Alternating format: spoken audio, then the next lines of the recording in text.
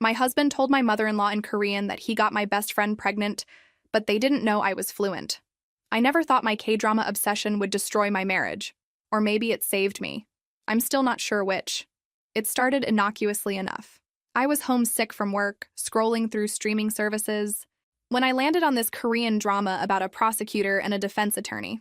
I told myself I'd watch one episode. 6 hours later, I'd finished half the season. I was hooked. For 2 years, I kept it secret. It felt embarrassing somehow, like a guilty pleasure I couldn't explain. My husband Jake would come home to find me watching documentaries or cooking shows, never knowing I'd been binge-watching romantic dramas from Seoul. I learned Korean through subtitles first, then found myself picking up phrases, understanding conversations. Eventually, I started taking online classes late at night when Jake was asleep, practicing pronunciation with headphones on. I never told anyone.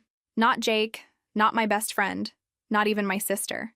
It was my private world, my escape from the monotony of corporate law and the subtle disappointments of a 7-year marriage that had become more routine than romance.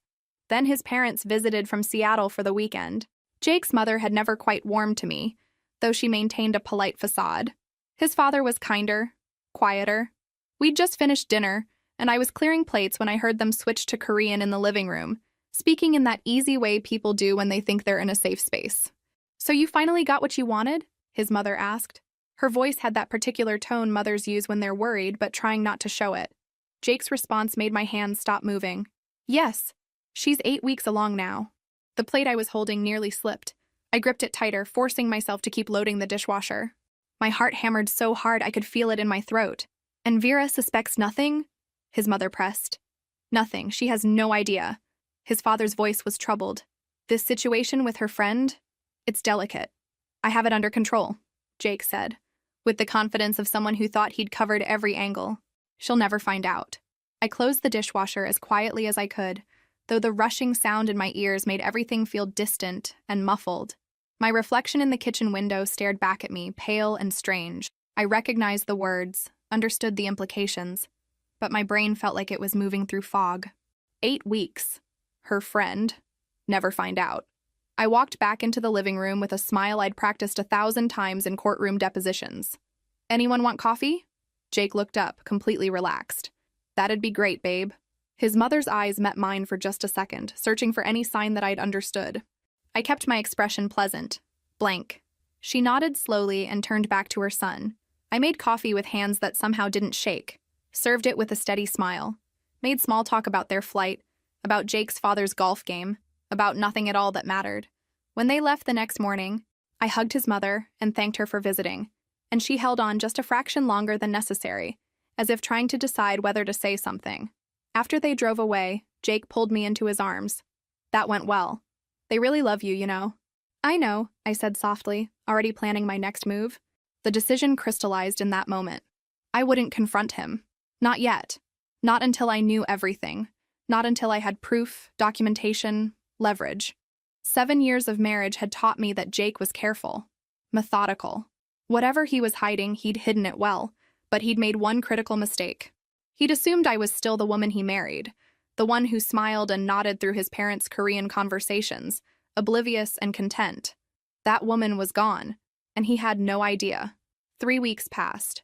3 weeks of watching Jake like I'd never really looked at him before. The way he checked his phone constantly, angling the screen away from me. How he'd started going to the gym at odd hours. The new cologne I pretended not to notice. I documented everything in a password-protected folder on my laptop. Times, dates, observations.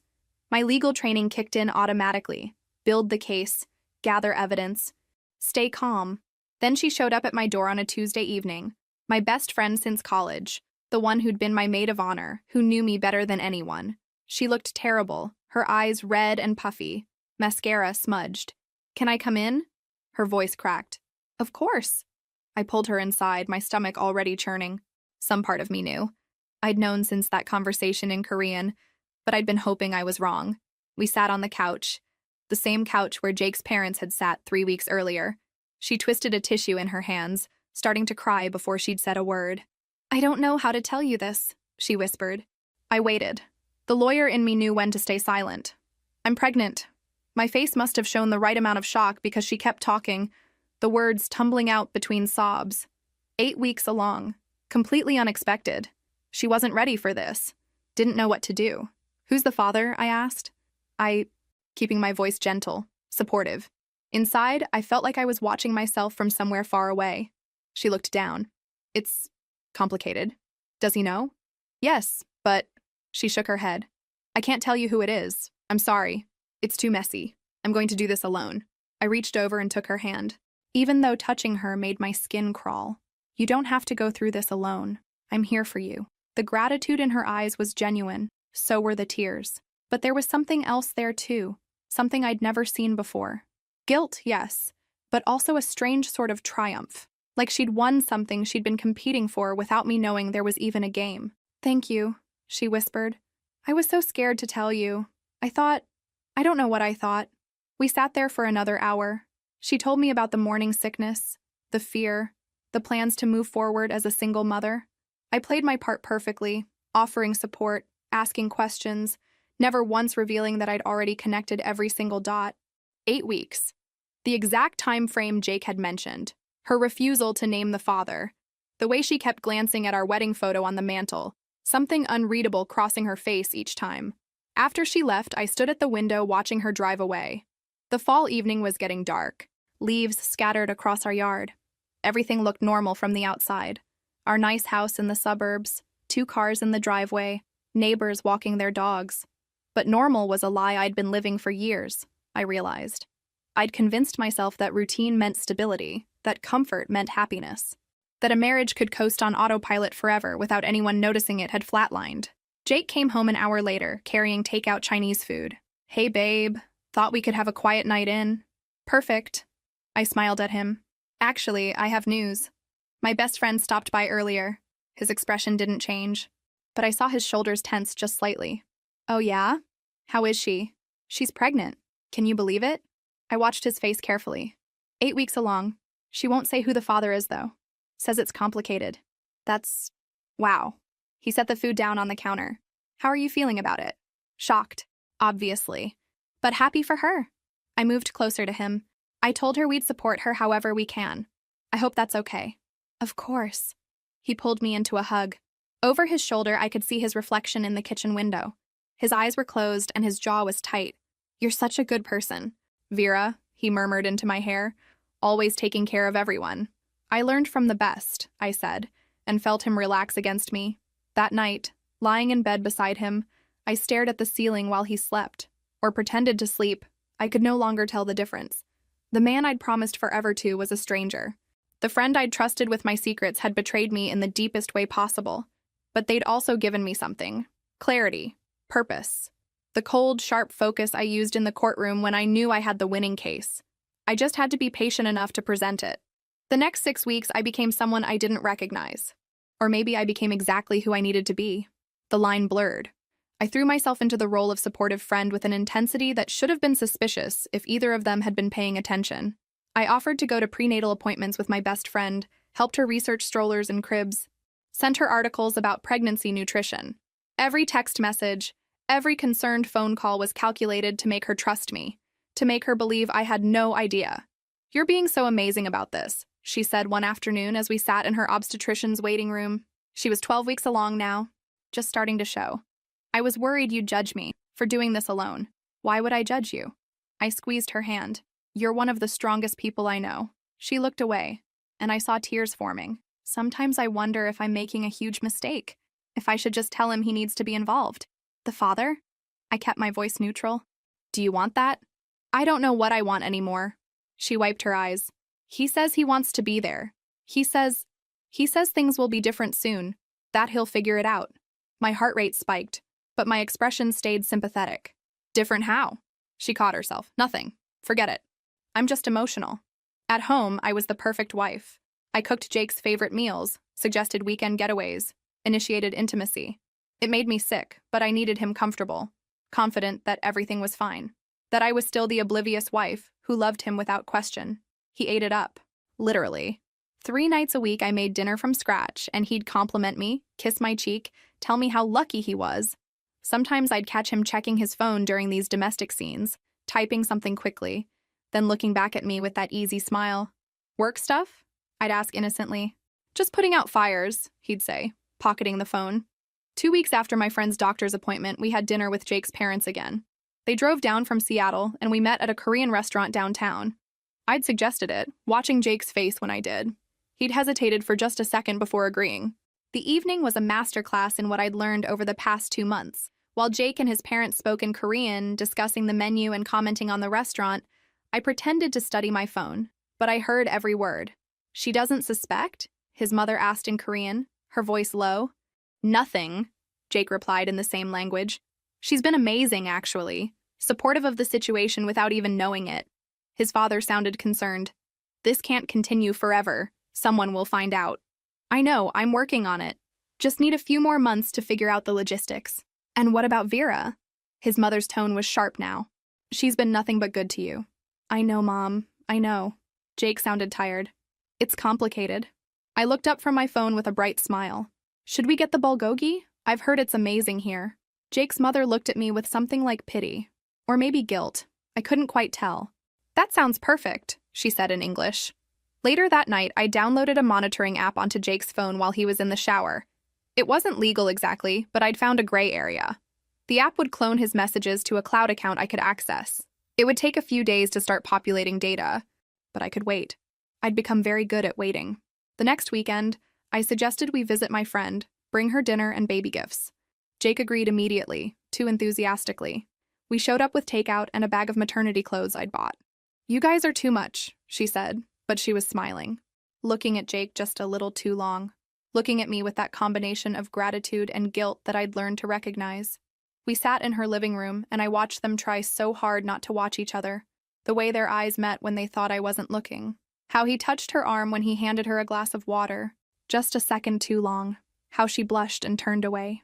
"This is nice," I said, smiling at both of them. The three of us together, like old times. The irony hung in the air, invisible to them, perfectly clear to me. That night, driving home, Jake reached over and took my hand. "Thanks for being so good to her." "I know this situation is strange. She's my best friend," I said simply. Of course I'd help her. Still, not everyone would be so understanding about their friend having a baby as a single mom. I looked out the window at the passing streetlights. Everyone deserves support, no matter what choices they make. He squeezed my hand, and I let him, counting down the days until I had everything I needed. The monitoring app started feeding me data within 48 hours. I'd access it at work, locked in my office with the door closed, scrolling through messages that confirmed everything. "Can't wait to see you tomorrow. She's working late." I hate lying to her. "When can we stop pretending?" "The baby kicked today. Wish you could have felt it." Each message was a small death, but I saved every single one. Screenshots automatically uploaded to a secure cloud account. Evidence. Protection. But I needed more than messages. I needed proof that would hold up anywhere. So I hired a private investigator, using money from an account Jake didn't know about. I'd opened it 3 years ago, something that had seemed paranoid at the time but now felt like prophecy. The investigator's name was Quinn. She was in her 50s, professional, discreet. We met at a coffee shop 2 towns over. "How long has this been going on?" she asked, taking notes. "At least 3 months that I know of. Probably longer."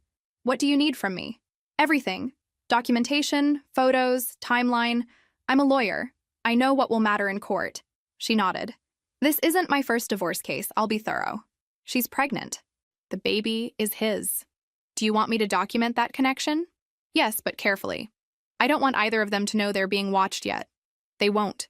Over the next month, Quinn sent me regular updates. Photos of Jake's car outside my friend's apartment at odd hours. Credit card receipts from hotels. A timeline that stretched back 8 months, not 3. They'd been careful, but not careful enough. The most damaging evidence came from the messages I was collecting, including deleted conversations they thought were safe. "I love you. I've loved you since college. I should have married you instead." Once I've told her, "We can finally be together." "What about the house?" "My lawyer says it'll be split, but I'm okay with that. You're worth it."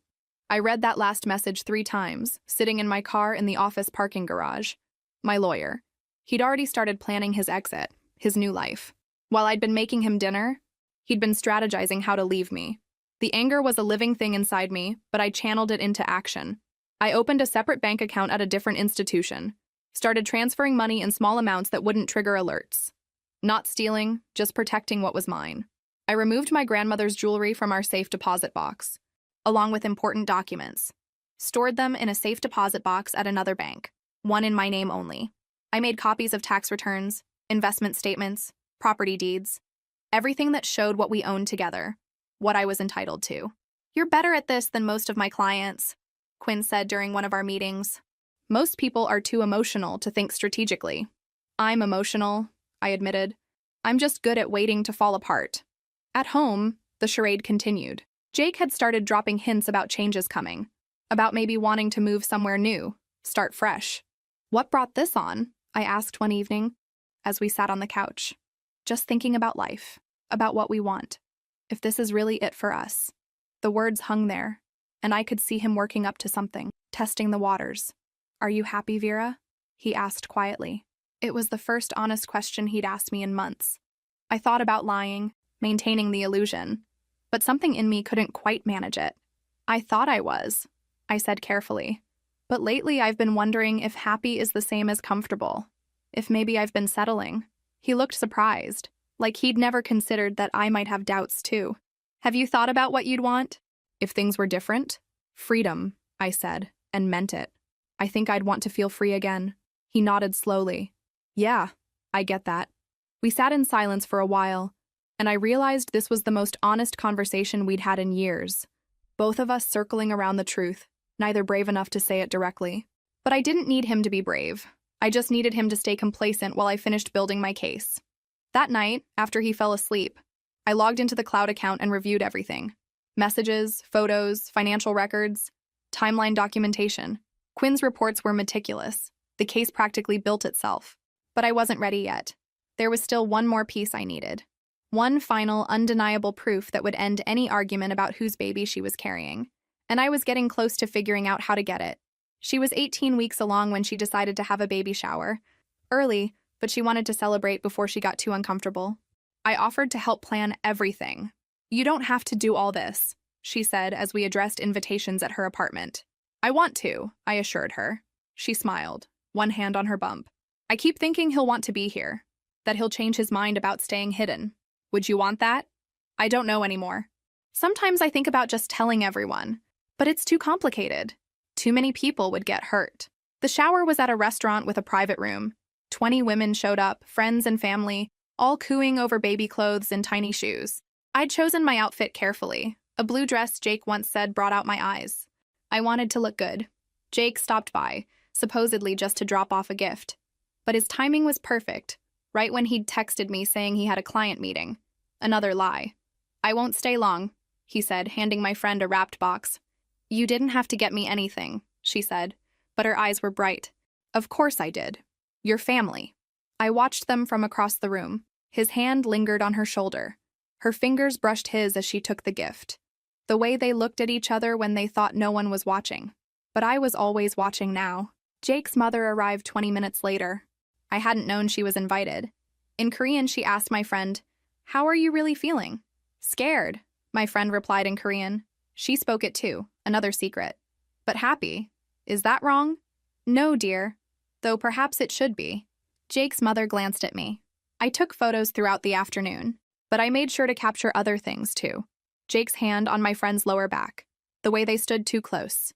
His mother watching them with concern, then watching me with pity. When I suggested a group photo, I positioned myself next to Jake, smiled at the camera like everything was perfect. Like I didn't notice how his body angled toward her. "Perfect," I said, checking the shot. Evidence, documented and dated. After Jake left, I helped clean up. My friend was tired, overwhelmed. "Thank you," she said. "You're the best friend anyone could ask for." The words should have hurt more, but I'd gone numb to that pain. "That's what friends do," I said. That night, I uploaded all the photos to my secure drive and emailed Quinn. "I need to obtain a DNA sample from my husband. Legally. What are my options?" She replied within an hour. "Get me something he's used and discarded. A cup from a coffee shop, something public, abandoned property. I'll handle the rest." Simple, legal, brilliant. The next evening, I suggested we go out for dinner. Jake agreed easily. We went to a restaurant downtown, ordered wine and pasta, had easy conversation like we used to. "This is nice," he said, reaching for my hand. "We should do this more often." "We should," I agreed. And I meant it. This was the last nice moment we'd probably ever have. I wanted to remember it. After dinner, as we waited for the valet, I excused myself to the restroom. On my way back, I quietly picked up Jake's water glass from our table, wrapping it in the napkin I'd brought. The waitress gave me a strange look. But I smiled and kept walking. In the car, I texted Quinn with one hand, the glass secured in my purse. Got it. Her response came at the next red light. Bring it to my office tomorrow morning, early. Jake noticed me smiling at my phone. Good news? Just a work thing, I said. But yes, very good news. He smiled back, oblivious, and I realized this was the moment, the last piece clicking into place. Soon, I'd have everything I needed. Scientific proof, documented evidence, a timeline of betrayal. Soon, I could stop pretending. The thought was terrifying and exhilarating, like standing at the edge of a cliff, knowing you have to jump, but not quite ready to let go. But I was getting there. Every day, every new piece of evidence brought me closer to the edge. And when I finally jumped, I was taking them both down with me. Quinn delivered the DNA sample to a reputable lab while I started consulting divorce attorneys. I met with 3 over 2 weeks. The third one got it. Her name was Blair. You want this clean? She said, reviewing my documentation. Fast, fair, but definitive. Yes, I don't want a war. I just want what's mine and I want out. She nodded, flipping through Quinn's reports, the bank statements, the timeline. With evidence like this, we can push for a favorable settlement. Infidelity matters in this state. How long? If he doesn't contest, 6 months minimum. If he fights, could be over a year. He'll fight, I said. Once he realizes I've known all along. Blair smiled. Then we make sure our case is airtight. Over the next week, I systematically prepared, opened another bank account for my income, transferred my half of our joint savings. Not stealing, Blair assured me, just protecting my assets. I removed more items from the house. Photo albums, my mother's china, books I'd collected. Small things Jake wouldn't notice. I stored everything at my sister's. Are you okay? My sister asked. You seem different? I'm fine, I said, just making changes. She didn't look convinced, but she didn't push. I scheduled an appointment with a therapist Blair recommended, someone who specialized in trauma from infidelity. I needed to start processing this before it exploded. Needed a safe place to fall apart. The therapist was younger than I expected, maybe in her 40s with kind eyes. Tell me what brings you here. So I did. All of it. The Korean conversation, the pregnancy, the months of pretending, the evidence I'd gathered, the way I felt like I was fracturing but couldn't let anyone see. How are you holding up? I don't know, I admitted. Some days I'm fine, focused. Other days I can barely breathe. I look at him and I can't believe I ever loved him. You couldn't have known, couldn't I? Were there signs I missed? Red flags I ignored? Maybe, but that doesn't make this your fault. We talked for an hour about betrayal, trust, the specific pain of being deceived by the people closest to you. She didn't offer easy solutions, just listened, helped me untangle the emotions I'd been suppressing. What you're doing, the way you're handling this, she said as I left. It's smart. You're protecting yourself. That matters. 10 days after I'd given Quinn the glass, the DNA results arrived. I was at work, door locked. My hands shook as I opened the attachment. Probability of paternity, 99.9%. I'd known, but knowing and having scientific proof were different things. This made it real. I forwarded the results to Blair and Quinn, then saved 3 copies in different secure locations. This was it. The final piece. The evidence that would end my marriage and destroy a 15-year friendship. That evening, I went home and cooked dinner like always. Jake came in, kissed my cheek, asked about my day. We ate pasta and talked about a movie we might see that weekend. Normal, routine, a complete lie. After dinner, as I loaded the dishwasher, Jake came up behind me and wrapped his arms around my waist. I love you, he said quietly. He hadn't said those words in months. The timing felt significant. I love you too, I said automatically, the words hollow. He held on for a moment, then let go. I'm going to take a shower. When I heard the water running, I pulled out my phone and opened my secure folder. Everything was there.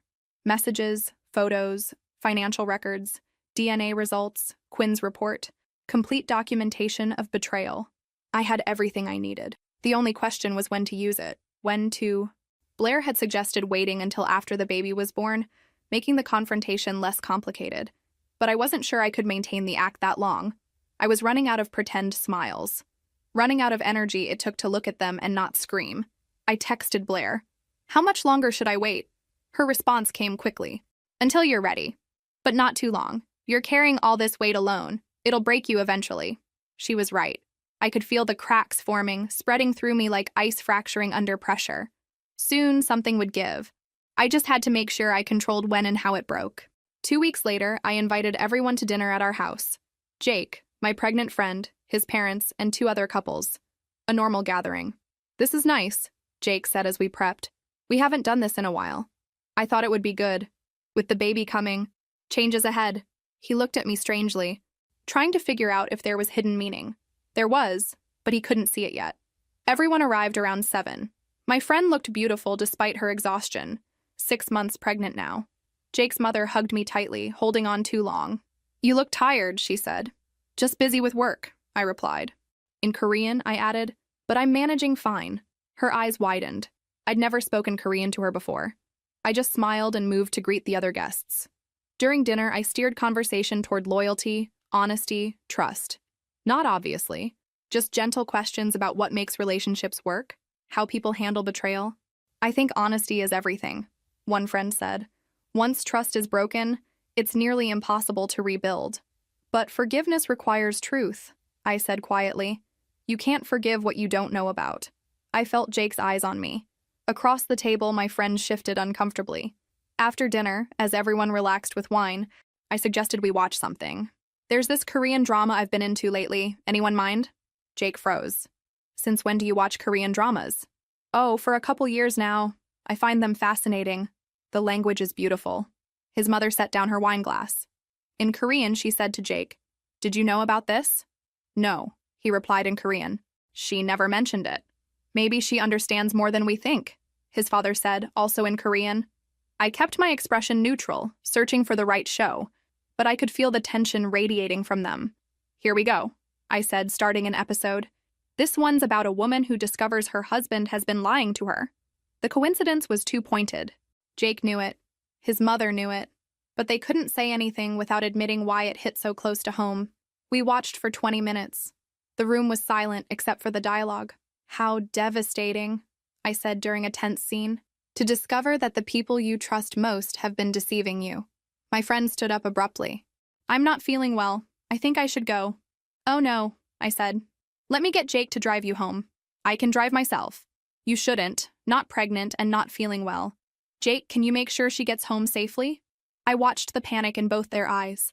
Being alone together right now, with this new uncertainty, was the last thing they wanted. Of course, Jake said stiffly. After they left, I made coffee and dessert. Jake's mother approached me in the kitchen. How long? She asked in Korean. How long what? I replied in the same language. How long have you known?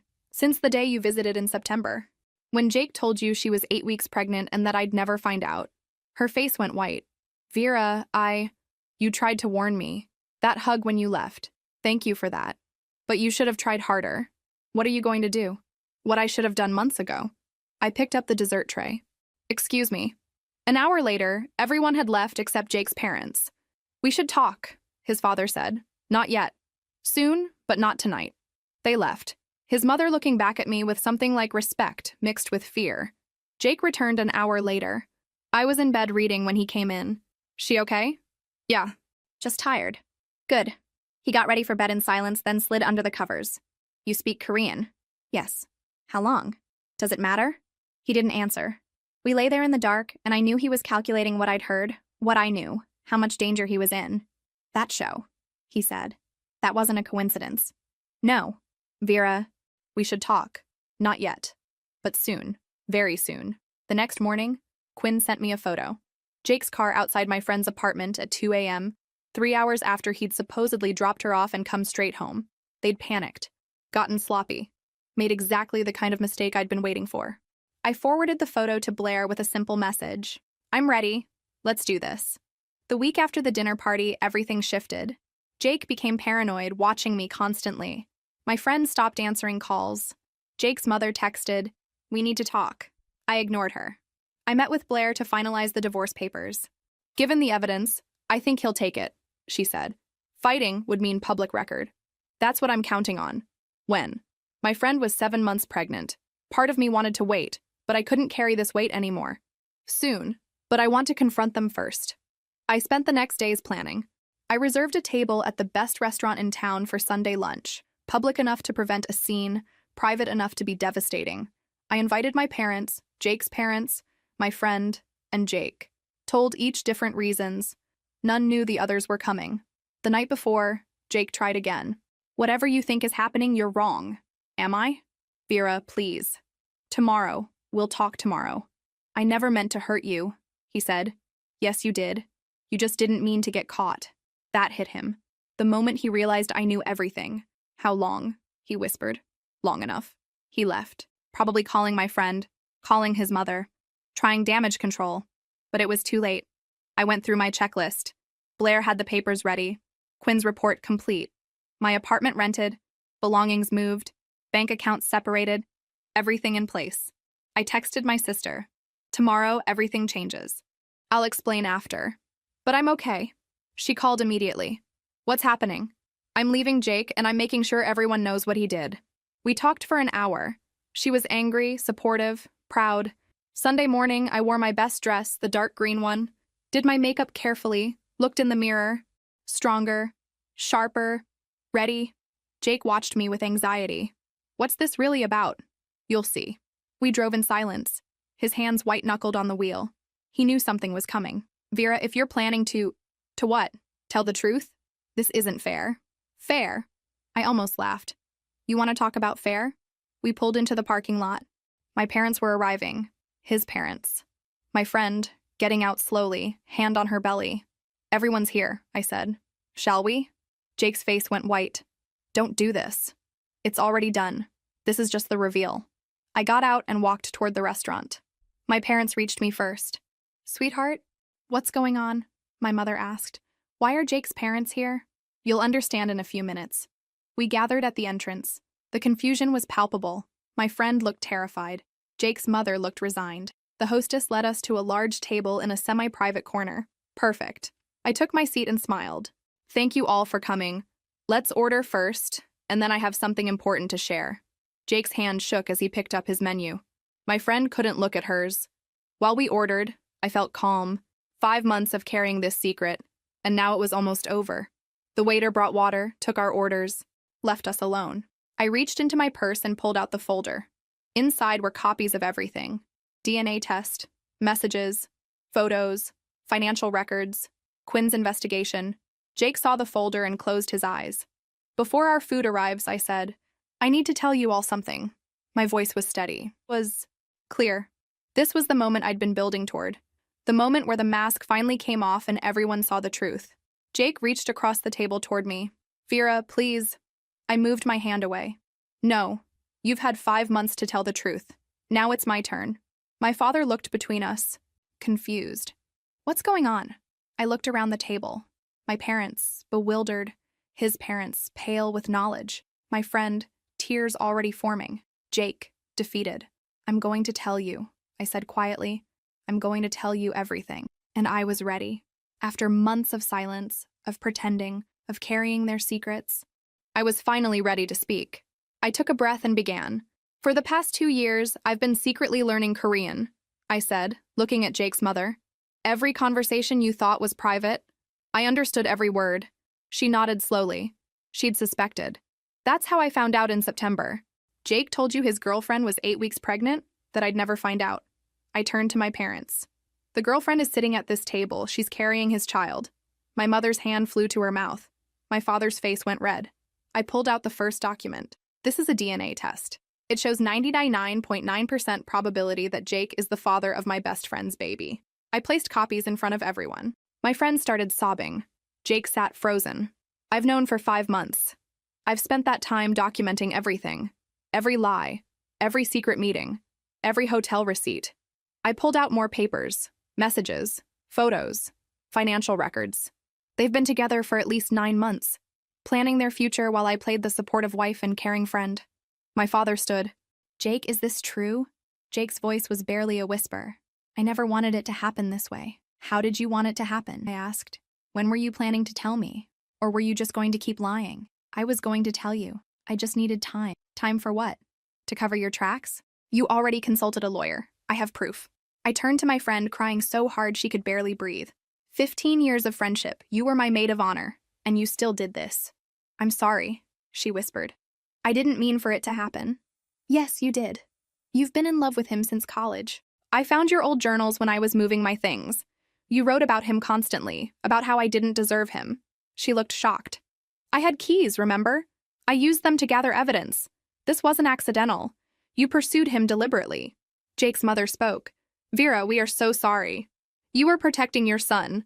I understand. What I don't understand is how he could do this. I pulled out the divorce papers and placed them in front of Jake. These outline our settlement. Fair, given the circumstances. You have 1 week to review and sign. If you don't, I file in court and all of this becomes public record. Jake picked up the papers with shaking hands. Vera, please, can we talk privately? No. You had months to talk privately and chose to lie. Now everyone knows the truth. My sister, who I'd called that morning, appeared at my side. Your things are already at Mom and Dad's. I stood. I'm done here. Jake, you'll be served the official divorce papers tomorrow. My lawyer will be in touch. I looked at my friend one last time. I hope he was worth it. I hope the life you've built on lies makes you happy. But when someone shows you they're capable of betrayal, believe them. I turned to my parents. Can we go? My mother was already standing. My father put his arm around me. As we walked toward the exit, Jake called after me.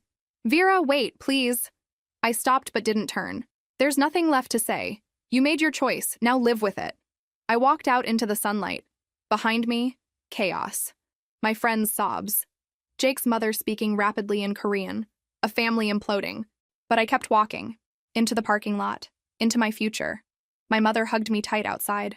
I'm so proud of you. I should have done it sooner. You did it when you were ready. That's what matters. My father was silent, tears on his face. My sister squeezed my hand. What now? She asked. Now?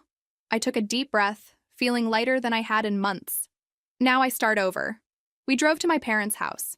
My things were there, boxes stacked in my old bedroom. My mother made tea. My father sat with his arm around me. My sister kept shaking her head, still processing. How did you stay so calm? She asked. For 5 months?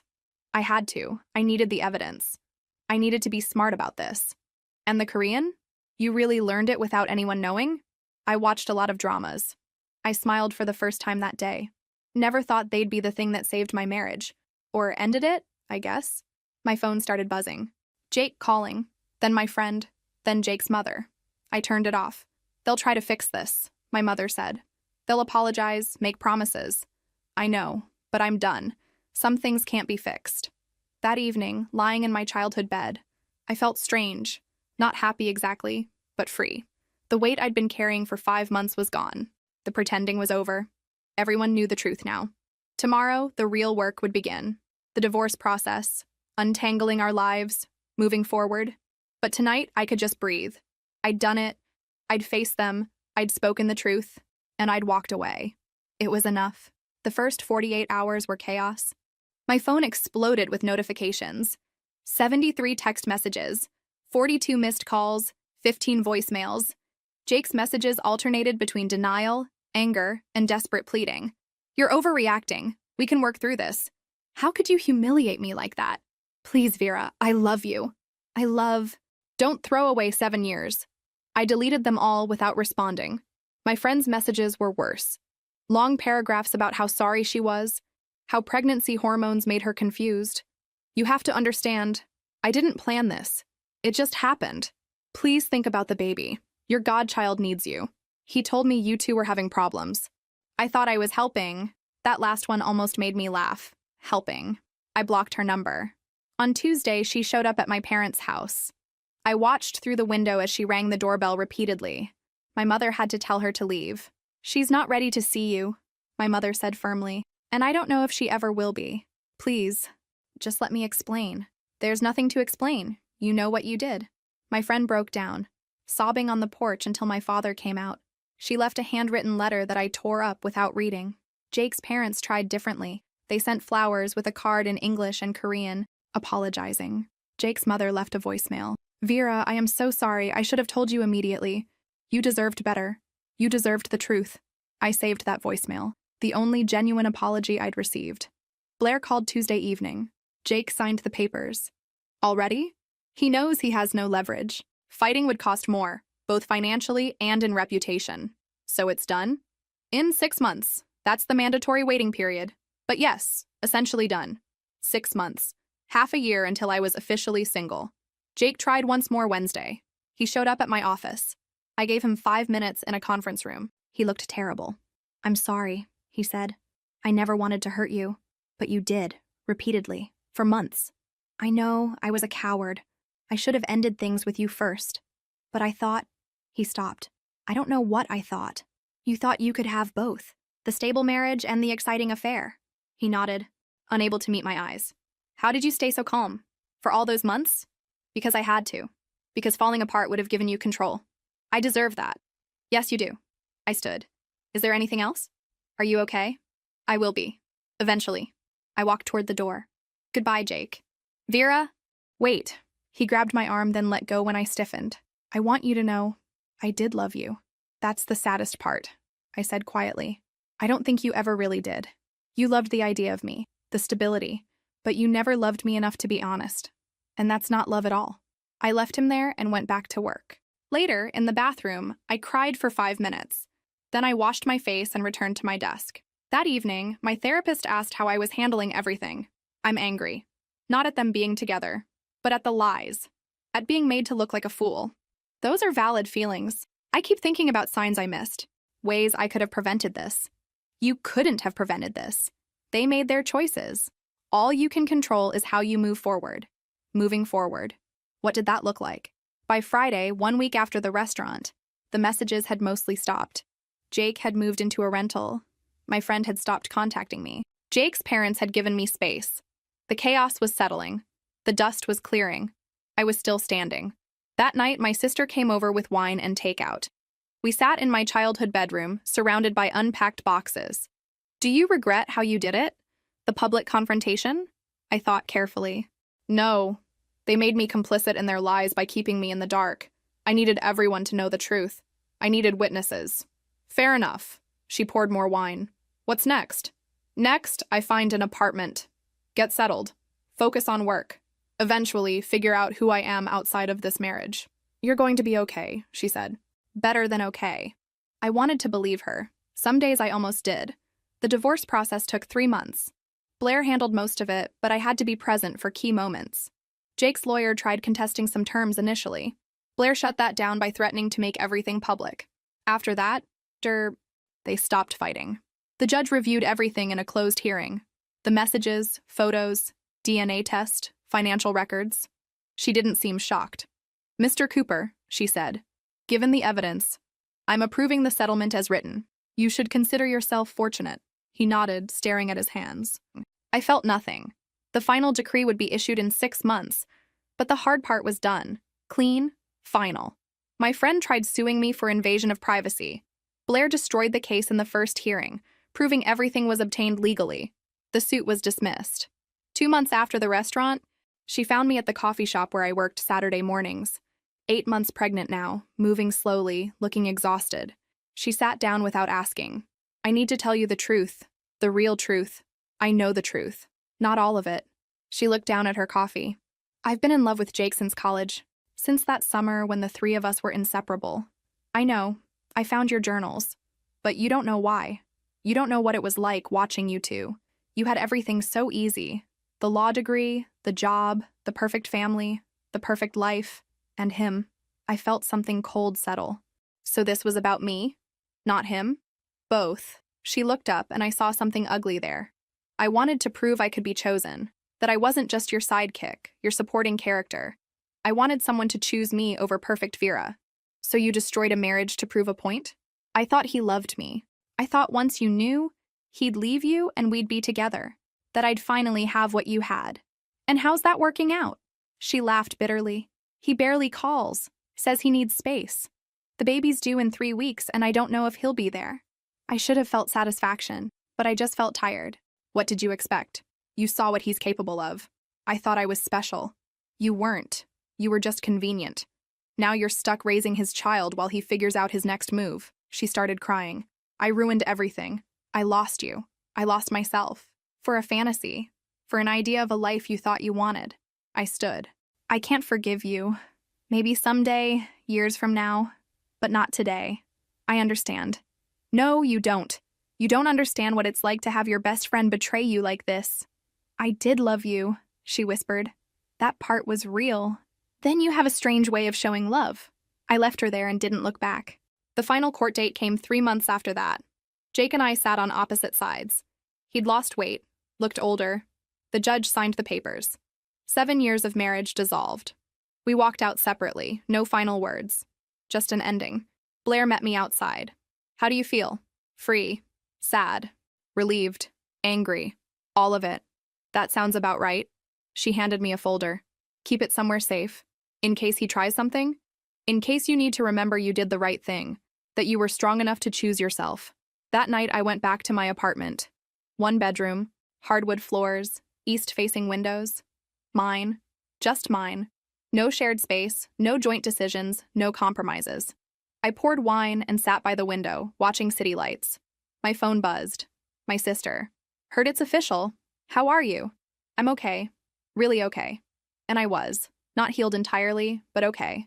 I'd survived the betrayal, the confrontation, the divorce. Changed, but not broken. The woman who'd married Jake 7 years ago was gone. The woman who'd trusted blindly, who'd settled for comfortable, who'd ignored her instincts. In her place was someone harder, someone who knew her worth, someone who'd learned that sometimes the strongest thing is walking away. I thought about Jake occasionally, about my former friend, about the baby that would be born into this mess. But I didn't dwell. They'd made their choices. They'd live with consequences. And I'd live with mine. Building something new, something true, something that belonged only to me. 6 months after the divorce was finalized, I woke up to sunlight streaming through my east-facing windows. Saturday morning. Nowhere I had to be. I made coffee and stood at the window watching the city wake up. This view felt like mine in a way the old house never had. Every piece of furniture I'd chosen, every book on the shelf I actually wanted to read. No compromises, no shared space that never quite felt like home. Work had been exceptional. Without the emotional drain of a failing marriage, I'd thrown myself into cases with renewed focus. 3 months ago, I'd made junior partner, youngest in the firm's history. My name was going on the letterhead. Yeah. My phone buzzed. My Korean language instructor at the community college. Don't forget, conversation practice tomorrow at 2 Junbidwe Soyo. I smiled and typed back in Korean. Ready. Learning Korean had stopped being a secret shame and started being something I was proud of. I'd joined a K-drama discussion group. Made friends with other students. Next month, I was finally going to South Korea. 2 weeks, just me, exploring Seoul and everything I'd seen in shows for years. My parents said I seemed lighter now.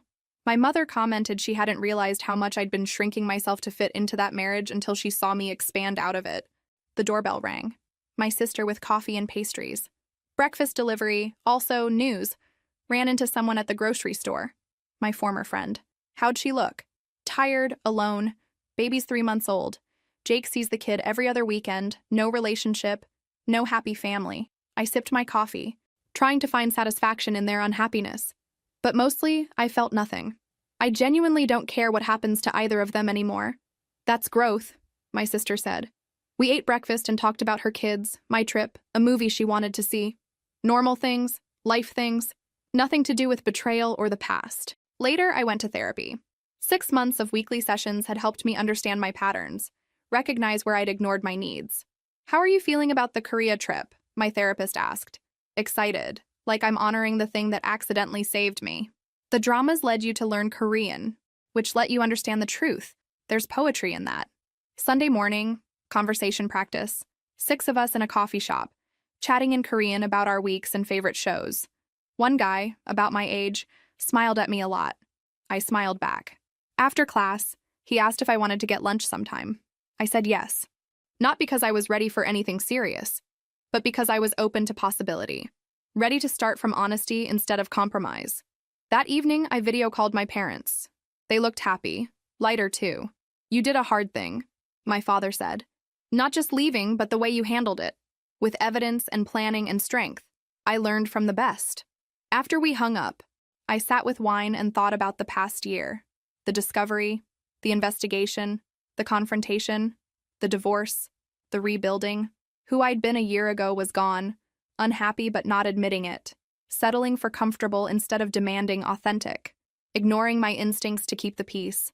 In her place was someone harder in some ways, more careful about trust, but also more honest, more willing to walk away from things that didn't serve her, more willing to pursue joy without shame. I didn't forgive them. Not Jake, not my former friend.